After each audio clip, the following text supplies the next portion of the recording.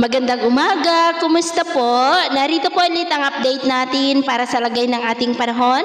Ngayong umaga po ng October 30, 2023 na kung saan sa ngayon ay mas lalo po na lumakas ang LPA na ating binabantayan habang nakapasok na po dito sa ating area of responsibility at tinawag na rin po ito ng Joint Typhoon Warning Center ng Invest 92W. Nasa layo po ngayon ng 720 km east ng Northern Samar at simula mamayang gabi o kaya po ay bukas ng umaga ay magsisimula na po yan na lalapit at magpaulan dyan sa may Kabisayaan at Southern Luzon. At ang magandang balita ay mababa naman po ang tsansa ng LPA na ito na maging bagyo for the next 2 to 3 days. Samantala, malakas na amihan naman ang umiihip sa malaking bahagi po ng Luzon at ang shear line naman o yung linya kung saan nagtatagpo ang malamig na amihan at mainit na easterlies ay maabot na po dyan sa may silangan ng Kabisayaan na nagdudulot po yan ng mga pag-uulan ngayon sa may Southern Luzon at Visayas.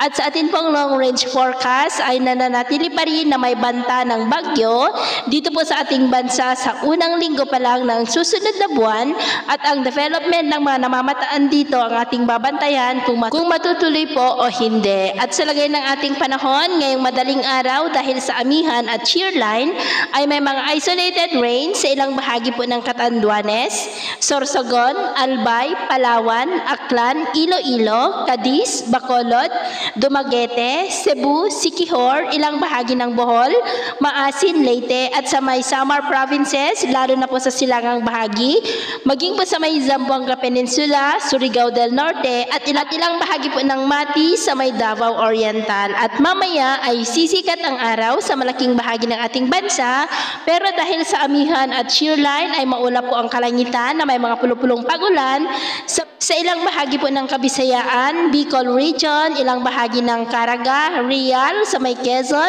Maconacon, Divilacan at Palanan din sa may Isabela. At mamayang hapon, maging handa po tayo dahil posible ang may kalakasan na mapag-uulan sa malaking bahagi ng Kabisayaan, ilang bahagi ng Southern Luzon at Mindanao. Kaya kung lalabas po tayo sa ating matahanan, ay ugaliin po natin lagi ang magdala ng kahit anong panangga natin sa init ng araw at proteksyon na rin po sa mga biglaang buhos ng ulan.